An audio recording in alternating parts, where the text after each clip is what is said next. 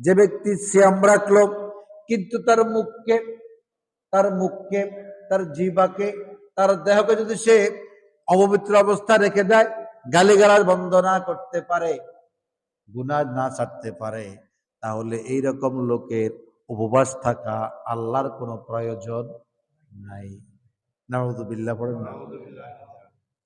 আল্লাহ কোনো কি নেই, এরকম উপাইয়াত হওয়ার কোনো প্রয়োজন নাই। কেন?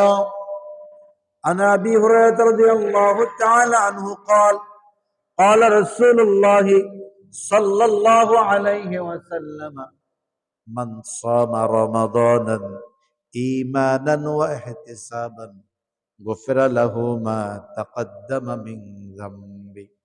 যে ব্যক্তি বিশ্বাসের সঙ্গে নিজের পরিবর্তনের উদ্দেশ্যে আল্লাহ রাব্বুল আলামিনকে খুশি করার জন্য যে ব্যক্তি সিয়াম পালন করবে, আল্লাহ রাব্বুল আলামিন এই সিয়ামের মাধ্যমে বান্দার অতীত জীবনের সমস্ত গুনাহ খাতাগুলোকে মাফ করে দিবেন।